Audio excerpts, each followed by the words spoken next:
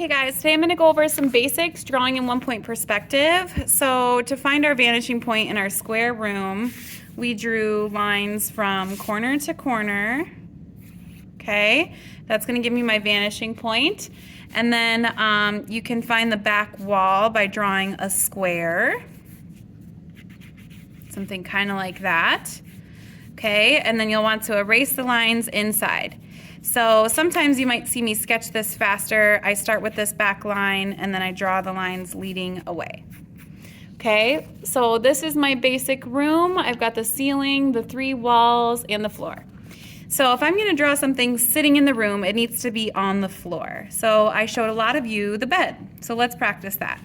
The foot of the bed is a rectangle. So I'm going to draw in the rectangle. It helps me to erase lines that the bed overlaps because then I know the bed's not see-through. Okay? Really what we would need to do is draw each corner to the vanishing point, but these corners are pretty much lined up.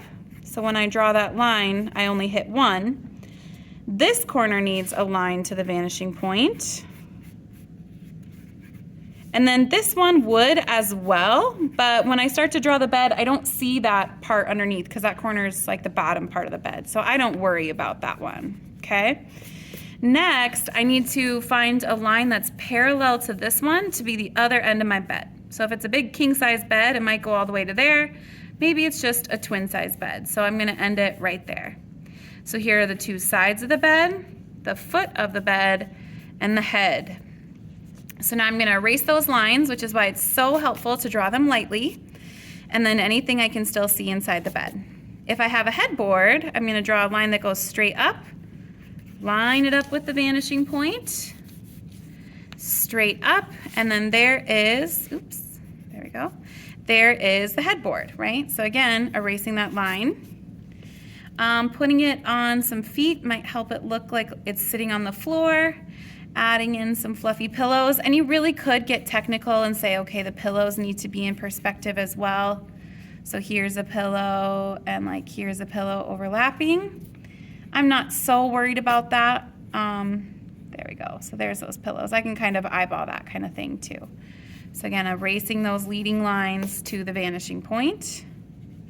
And then adding something like a mattress, or I'm sorry, adding something like a blanket, right? So the blanket would probably still technically follow that line, but it might be imperfect since maybe I didn't take a lot of time making my beds. Maybe the blanket kind of hangs down over the bed like this. I'd still see these lines, just maybe a little bit fainter. I don't think I'd see that line though, but I would see that fold in the bed. So I still see this one, okay? So there's the bed, sort of, right? You got your pillows. Let's say you want to add like a dresser. So I can see the side of the dresser. Maybe it's against this wall over here. So that's a rectangle. I'm going to erase the lines inside. And then now I'm going to line up all 3 corners with the vanishing point. 1, 2, 3.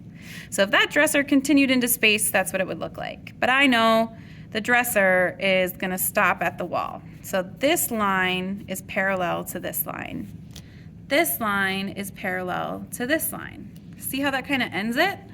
So now I'm going to erase those lines since my dresser doesn't go that far back in space, and then I erase any line inside the dresser.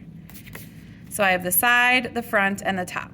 If I'm going to add drawers, they should also line up with that vanishing point. Okay, so then maybe here are my detailed drawers. And they have like a handle down the center, right? If I wanted to draw something sitting on the dresser, I would just draw it on this base. I don't want to draw it over here, I want to start it here. So maybe it is a vase of flowers. All right, something kind of like that, and then adding in some detail. So there's my vase of flowers sitting on the dresser. I need to erase the line inside because the vase is on top. Okay, so anytime something overlaps, we need to do some erasing so it looks like it's sitting in space. Stuff on this back wall, don't start it here. It's going to look like it's painted flat on the wall. So I'm going to bring it down just a little bit. Okay. and then erase this line. Now, whatever that is, I don't even know yet. It could be a crib or a TV or just another dresser or something. It already looks like it's sitting in the space because it's overlapping this line here. Okay, that line that shows me that back wall.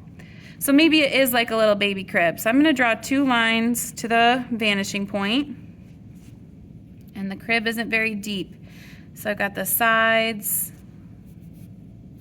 like that. And then even down here, lines to the vanishing point, here's like where the baby would lay, right? And then these lines are gonna connect because this thing is kind of see-through, right? It's like maybe on wheels or something. So I'm gonna erase some of these leading lines to make it a little less confusing. So I'm not saying nothing is see-through, but it just needs to be intentional, right? And I always see,